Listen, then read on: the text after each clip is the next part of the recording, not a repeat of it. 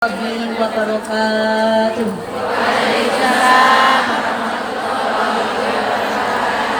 Assalamualaikum warahmatullahi wabarakatuh.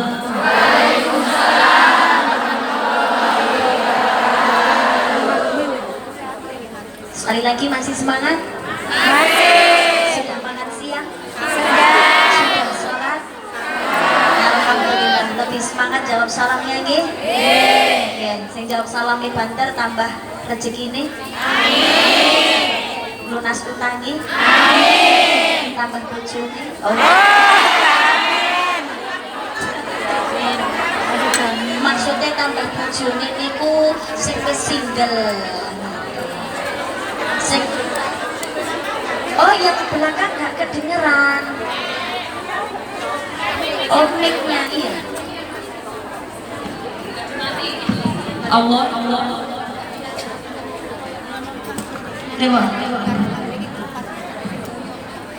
Cek lagi. Assalamualaikum warahmatullahi wabarakatuh. Waalaikumsalam warahmatullahi wabarakatuh. Yang belakang sudah kedengaran? Alhamdulillah. Alhamdulillahilladzi an'ama 'alaina bi ni'matil iman wal islam wa nusalli wa nusallimu 'ala khairil anam sayyidina Muhammadin wa 'ala alihi wa sahbihi ajma'in. Rabbi shrah li sadri wa yassir li amri wa hlul 'uqdatam min lisani yafqahu qawli. Qala Allah ta'ala fil Qur'anil 'azim ya ayyuhalladzina amanu udkhulu fis silmi kaffah wa la tattabi'u khutuwatis syaitan innahu lakum 'aduwwun mubin. Wa qala aydan bismillahirrahmanirrahim.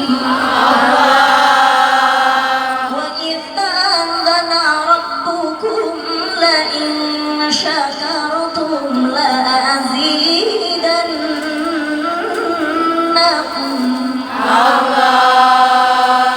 Wa idh ta'adhana rabbukum la in syakartum la azidannakum. Wa la in kafartum inna 'adzabi lasyadid.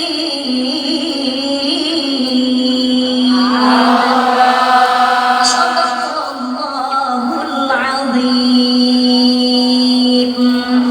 Shadaqallahul azim. Shadaqallahul azim. Amma ba'du, kepada Ibu Yanti, Ketua Posmih yang saya hormati, juga seluruh keluarga besar organisasi-organisasi yang tergabung di dalam Posmih dan juga organisasi-organisasi lain yang hadir pada kesempatan sore hari ini yang saya hormati dan juga saya banggakan.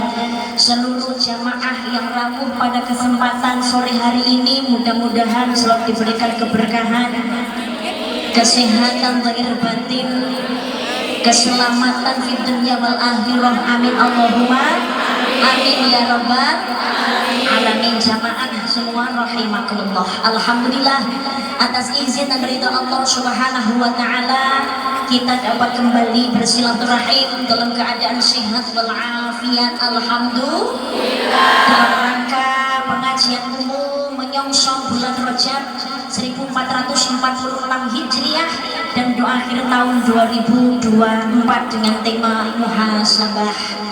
Sholawat dan salam oleh Allah mudah-mudahan tetap terlimpahkan kepada baginda Nabi Muhammad sallallahu alaihi wasallam beserta istrinya, putra-putrinya, keluarganya, sahabatnya, pengikutnya, termasuk kita yang hadir pada kesempatan sore hari ini. Dan mudah-mudahan nantinya kita digolongkan sebagai umat yang mendapatkan syafaat yaumul qiyamah. Amin Allahumma amin ya rabbal alamin. Hadirin rahimakumullah, kembali lagi kita dapat berjumpa dalam rangka menyongsong menyongsong bulan Rajab, menyongsong bulan Rajab dan juga doa bersama akhir tahun 2025 dengan tema muhasabah. Rojab tadi sudah disampaikan banyak oleh bapak kita di menikah Bapak Muhaimin. Rojab itu memang termasuk salah satu bulan yang diistimewakan, disucikan oleh Allah Subhanahu wa Ta'ala. Burung-burung dalam 12 bulan ada 4 bulan yang disucikan oleh Allah Subhanahu wa Ta'ala. Dzulqa'dah, Dzulhijjah, Muharram dan juga Rajab. Kok Ramadan tidak termasuk dalam Asyhurul Hurum? Bukan berarti Ramadan tidak istimewa. Ramadan mempunyai julukannya sendiri, yaitu bulan Sayyidus Syuhur, raja atau ratu penghulu atau tuan dari seluruhnya bulan. Itu bulan suci Ramadan. Rajab istimewa. Rajab perkara torok sing mustajab. Rajab apa itu? Isra wal Mi'raj, perjalanan darat dan ke langit, mulai dari Masjidil Haram menuju Masjidil Aqsa Baitul Maqdis Palestina, naik ke langit 7 hingga ke Sidratul Muntaha hingga ke Mustawah, diderek malaikat Jibril. Soal datang ngersanipun Allah Subhanahu wa Ta'ala. Loro sing mustajab Rajab, kejadiannya di tanggal 27. Kenapa kok di tanggal 27 tidak di tanggal-tanggal yang lain? Ternyata ada rahasia di balik angka. 2 itu ya Isra wal Mi'raj. 2 itu bumi dan langit. 2 itu Allah dan Kanjeng Nabi Muhammad sallallahu alaihi wasallam. 7 itu 7 tujuan. Pituduh. Jadi Kanjeng Nabi Muhammad sallallahu alaihi wasallam niki sowan datang ngersani Gusti Allah melalui sebuah peristiwa Isra dan Mi'raj, menapaki perjalanan dari bumi dan juga ke langit, bertemu dengan Allah Subhanahu wa Ta'ala untuk mendapatkan pituduh kalau bahasa Indonesia petunjuk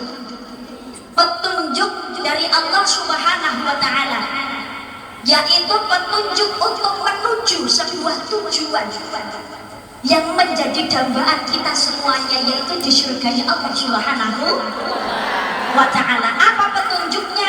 Hasilnya adalah untuk menjalankan sholat 50 waktu sehari semalam.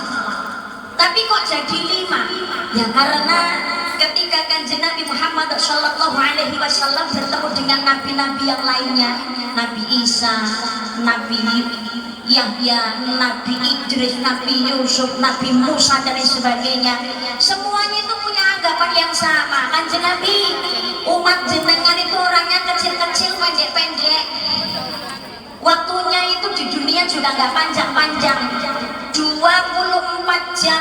Apalagi yang namanya mendekati kiamat, waktu berputar itu akan semakin sangat cepat.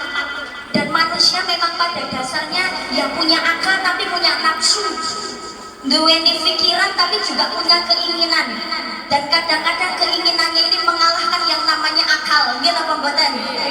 Butuhe pokoke pingin kudu dituruti, padahal masih ada kebutuhan yang sangat penting, utawa ditukoni, disenengi, pokoknya harus didapatkan, padahal ya hanya untuk kesenangan saja. Nek ra ngono ya ben padha kaya kancane. Konek gak kaya kancane dikira aku ketinggalan jalan. Hanya untuk nuruti gengsi, gitu apa mboten? Umat panjenengan hidup di dunia itu singkat, umurnya gak panjang-panjang ya Rasulullah. 24 jam sholat kok 50 kali dalam sehari semalam. Wah, niku cara ngelakoni ngono piye Kanjeng Nabi sakno umat jenengan ya Rasulullah.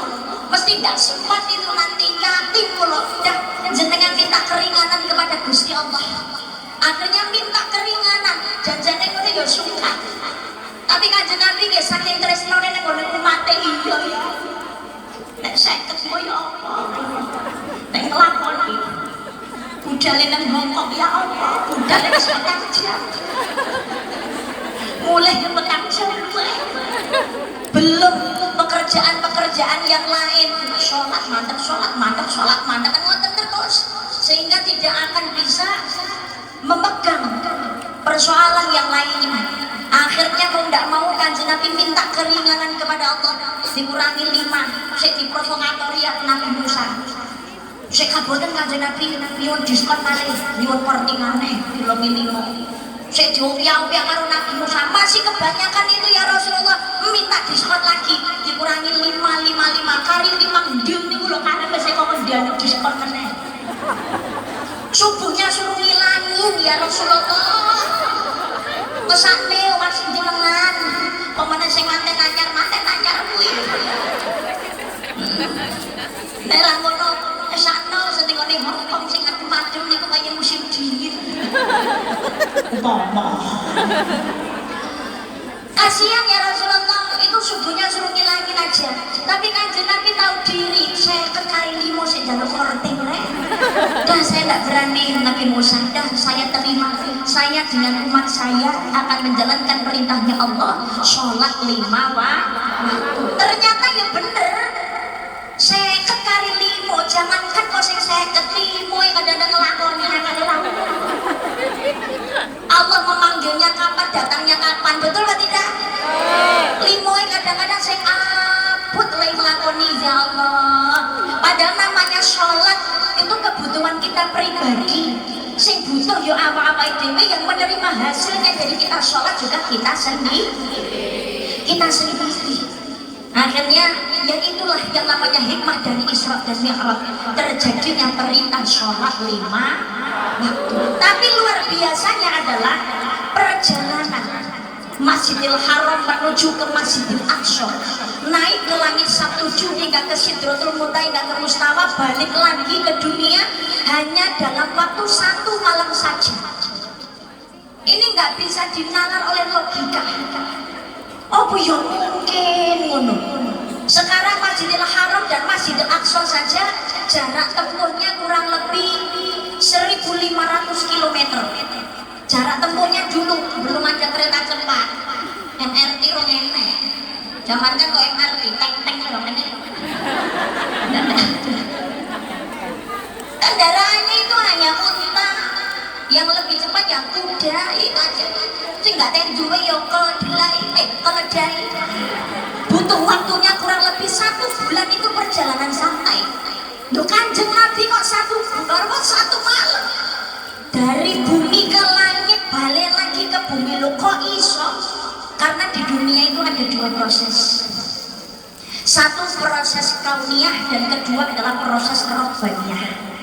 Yang pertama adalah proses kauniyah. Kauniyah itu proses yang terjadi bisa dinalar oleh akal manusia. Adanya banjir mungkin karena manusia suka buang sampah sembarangan.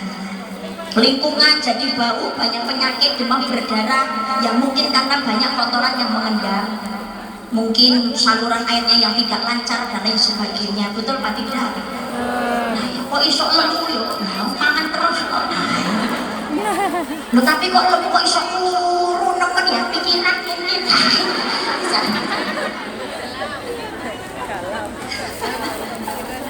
Bisa dinalar oleh manusia. Adanya anak itu juga karena ada orang tua. Loh, enek lho mbak tonggoku mbak bocah enek wong tuane ndak enek. Tapi kan ada prosesnya. Betul betul. Mungkin orang tuanya yang cerai atau memang orang tuanya keduanya sudah tidak ada atau salah satunya yang tidak ada. Tapi anak lain itu kan karena sebuah proses kerjasama yang baik antara laki-laki dan perempuan. Makanya ada anak. Nah ini namanya kauniyah. Beda kalau proses robbaniyah, proses yang terjadi atas maunya Allah Subhanahu wa ta'ala.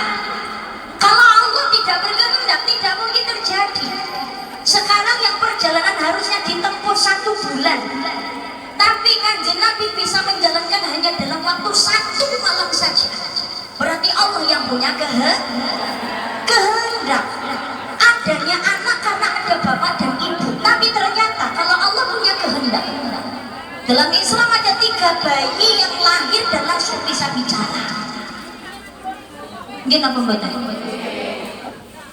Bayinya Ibu Dewi Masitoh, bayinya Nabi Isa alaihi salam, dan bayinya seorang pelacur dalam sebuah peristiwa kasusnya Juraij. Bayi lahir cengeng bisa ngomong, padahal bayi itu kalau baru lahir misalnya kan menangis, ini bisa ngomong. Ini namanya proses robbaniyah. Adanya anak karena ada bapak ibunya, tapi kalau Allah punya kehendak, Nabi Isa alaihi salam tidak punya bapak tapi terlahir dari ibu rahimnya ibu Siti Maria. Nabi Adam alaihi salam dan Ibu Hawa tidak ada bapak, tidak ada ibu. Ini namanya proses robbaniyah, terjadi karena maunya Gusti Allah. Kanjeng Nabi perjalanan naik buruk itu sebetulnya berawal dari kata al-barqu, artinya kilat cahaya. Rumus kilat cahaya per 1 detik sama dengan berapa ratus kilometer. Jadi kalau 1500 saja ya cepat, sejauh mata memandang di sekong. Ini namanya robbaniyah. Kalau Allah berkehendak tidak ada yang tidak mungkin. Innama amruhu idza arada syai'an ayyaqula lahu kun fayakun. Sesungguhnya jika Allah menghendaki sesuatu maka tinggallah dia berkata jadilah, maka jadilah sesuatu itu. Karena semuanya yang berkehendak adalah Allah Subhanahu wa ta'ala. Tadi Kanjeng Nabi perjalanan sebegitu panjangnya tapi hanya dilakukan 1 malam ya karena maunya Allah. Contoh misalkan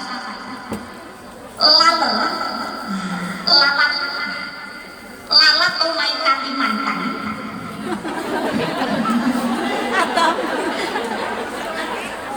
Sekarang namanya seekor lalat itu kan hewan kecil. Kalau perjalanan jauhnya luar biasa, sudah berbeda pulau, itu kemungkinan ya butuh waktu berminggu-minggu bahkan mungkin berbulan-bulan. Ini selamat. Nah nenek dua langit keterak karena pesawat ya kita yang nggak tahu. Tapi kenyataannya saya demi Allah melihat dengan mata kepala saya sendiri. Seekor lalat dalam waktu 1 jam rumahnya Kalimantan, 1 jam sudah sampai Surabaya. Ternyata turun ke pesawat. Kok iso lalat mlebu pesawat? Ya karena Allah yang sudah memberikan skenario. Lah saya tahu lah mergo lagi lalat nenek kocokku lah kan saya tahu. Ya Isra Mi'rajnya Kanjeng Nabi ya seperti itu. Maka subhanalladzi asra bi 'abdihi, maha suci Allah yang telah memperjalankan hambanya, memperjalankan. Subhanalladzi asra, Allah memperjalankan, berarti Kanjeng Nabi tidak jalan sendiri tapi diperjalankan, dilakokno. Ibaratnya dalang mboten ngelakokno wayang manut wayang manut. Lah ketika Kanjeng Nabi Muhammad sallallahu alaihi wasallam melakukan perjalanan Isra wal Mi'raj, sebelum naik ke langit 7 ketemu Allah Subhanahu wa taala di Masjidil Aqsa, Kanjeng Nabi Muhammad dioperasi terlebih dahulu oleh malaikat Jibril. Dibuka dadanya, dikeluarkan hatinya, disucikan menggunakan air Zam-Zam. Tujuannya apa? Untuk membersihkan hati Kanjeng Nabi Muhammad sallallahu alaihi wasallam dari segala kotoran dan penyakit hati. Loh, Mbak, Kanjeng Nabi ini kurang pimpinan. Uswatun hasanah. Laqad kana lakum fi Rasulillahi uswatun hasanah liman kana yarjullaha wal yawmal akhir wa dzakarallaha katsiran. Telah ada pada diri Rasul suri tauladan yang baik bagimu, yaitu bagi orang yang mengharapkan rahmat Allah dan kedatangan hari kiamat, dan dari dia banyak menyebut Allah. Kanjeng Nabi itu kan yang paling baik akhlaknya, paling lembut tutur katanya, paling ikhlas hatinya, paling bersih hatinya, paling benar akhlaknya, perbuatannya dan ibadahnya, maksum terjaga, tidak punya dosa. Kenapa masih dibersihkan. Ternyata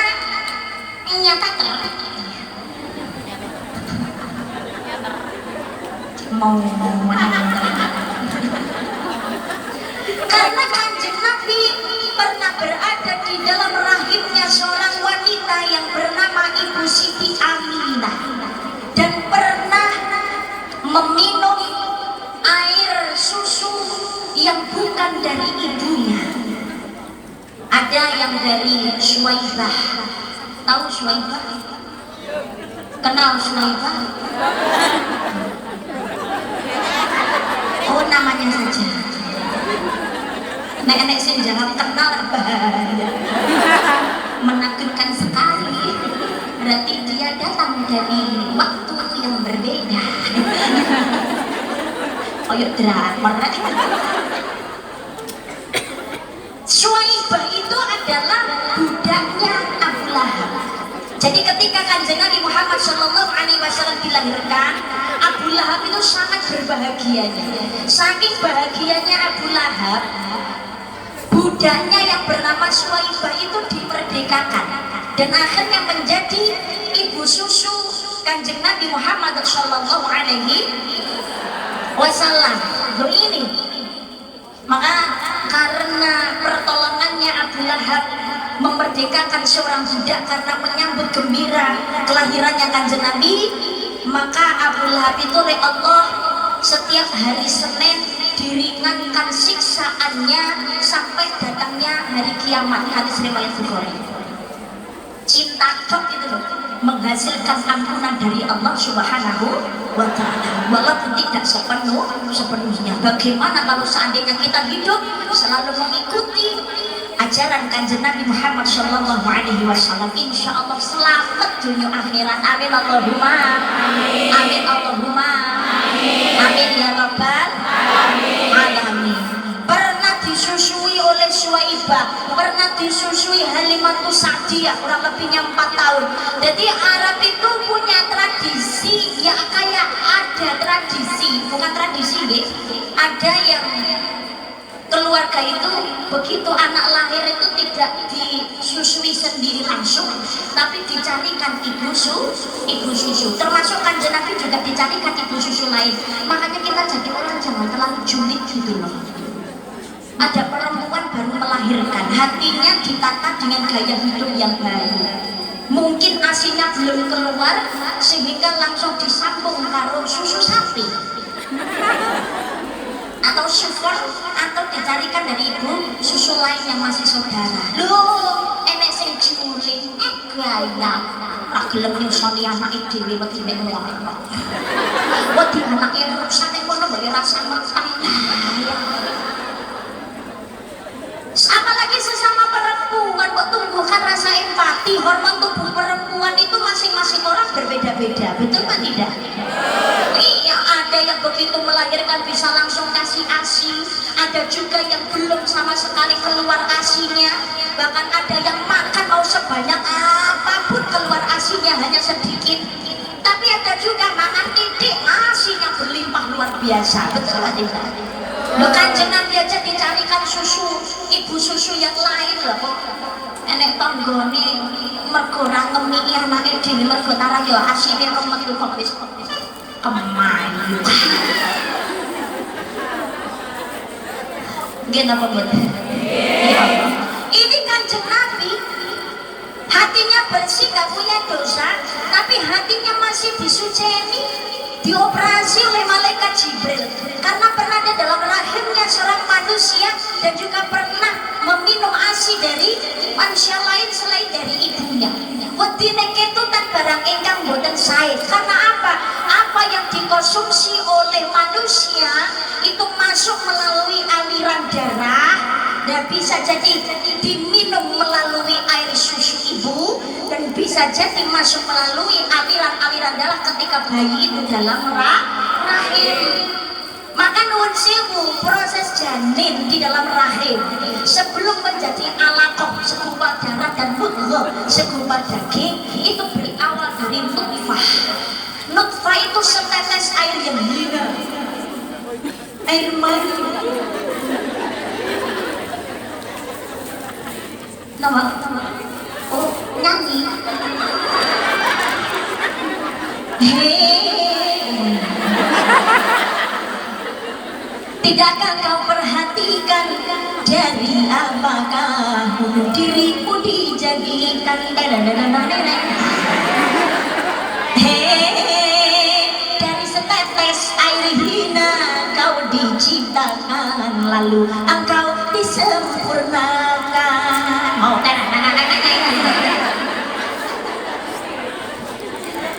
nutfah ini berasal dari saripati yang dimakan oleh calon bapak dan calon ibu.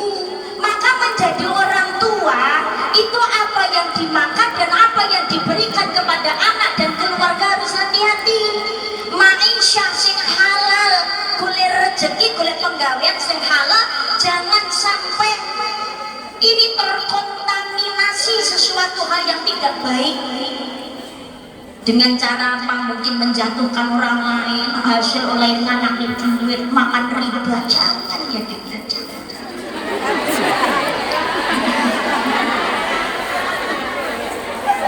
Direwangi pamitan jaluk izin nang wong tuane, wis nggone bojone. Mas aku kerja nang Hongkong ya Mas.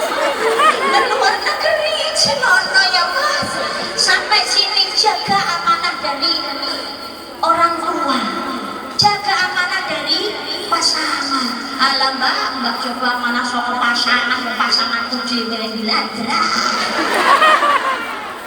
Kene kerja susah-susah. Lah kok kono kok berpola. Lah ning kene kerja musik WC, bojone ngomah, lah kok kelonan karo liyane.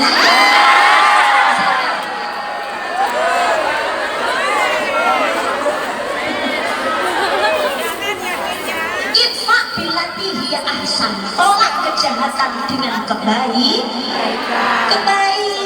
Dia zalim, dia salah, dosa dengan perbuatannya sendiri, ya kita jangan membalas dengan hal yang sama. Lo bisa selingkuh, gue juga bisa bro. Berarti podo lo lah ngono. Tunjukkan bahwasanya kita adalah perempuan yang berkualitas, perempuan yang terhormat. Lo jual beli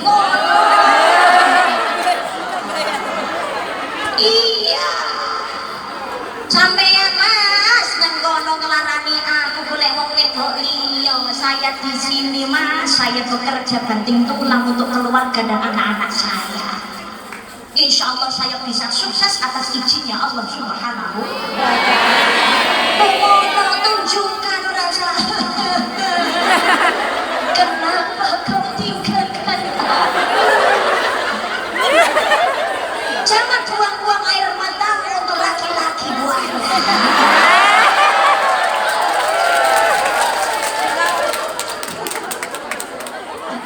Ini kita bahaya.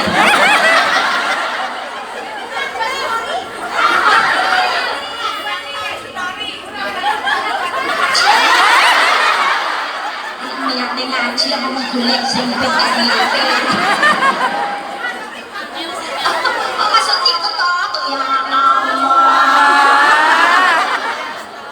Kita ngaji yang ngiras-ngiros golek sing dienggo upload semua.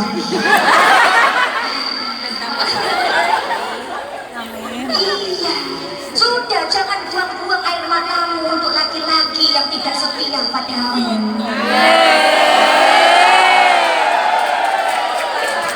Buat apa air mata kita ini terlalu berharga, sayang?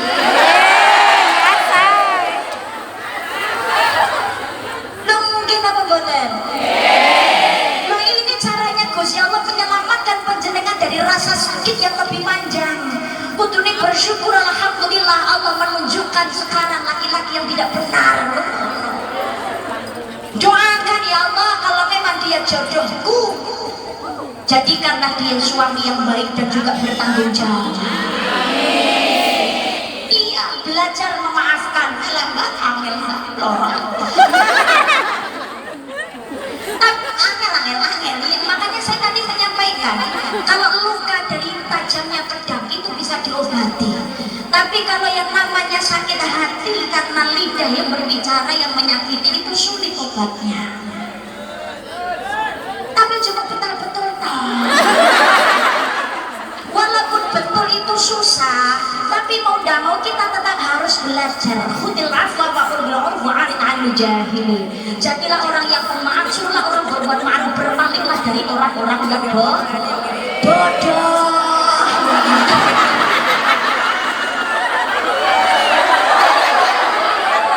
Karena begini, mohon maaf nih, nuwun sewu. Kan seperti yang sudah disampaikan, doanya orang yang terzalimi itu diijabah oleh Allah Subhanahu wa Ta'ala. Begitu juga yang namanya orang yang sudah tersakiti hatinya, rasa dan juga pola maafnya ini akan lebih membahayakan. Karena begini kalau kita misalkan lidah kita menyakiti orang lain dan orang lain itu membalas kejahatan kita, maka sama 50-50 selesai. Tapi kalau seandainya lidah saya menyakiti jenengan hanya sekedar tersenyum saja, Masya Allah, apalagi memberikan maaf, tidak apa-apa, biarkan saja. Ya Allah, Allah sendiri yang turun tangan. Maafnya dari orang yang tersakiti dan senyumnya orang yang hatinya tersakiti itu berbahaya. Maka kalau kita tersakiti, ya sudah, belajar memaafkan. Ada Allah yang akan selalu membantu kita. Ingat tadi yang saya sampaikan, segala sesuatu yang terjadi, baik buruk, susah, senang, semuanya sudah diatur oleh Allah Subhanahu. Mungkin itu bisa jadi merupakan sebuah ujian cara negosiasi Allah ngangkat derajat. Samanya ya Allah, saya tersakiti, saya dihina, dicaci oleh tetangga, oleh keluarga, bahkan orang lain yang gak kenal dengan saya, urip kok melarat. Sampai pada akhirnya saya kerja ke luar negeri, terkini oleh gawean yo akeh. Awal majikan juga jahat, tapi alhamdulillah sekarang menemui kebahagiaan dan sebagainya. Maka jenengan suatu saat ketika ada di posisi puncak kesuksesan, jenengan akan berkata demikian, seandainya tidak ada masalah kemarin, belum tentu saya ada di posisi yang sekarang. Karena Allah memberikan ujian itu apa? Supaya kita ini lebih tangguh. Anak kecil pengen berlari, belajarnya ya dari merangkak. Belajar jalan ya jatuh, badan lecet. Tapi terus berjuang, terus berdiri, makanya akhirnya kita bisa berlari. Betul apa tidak?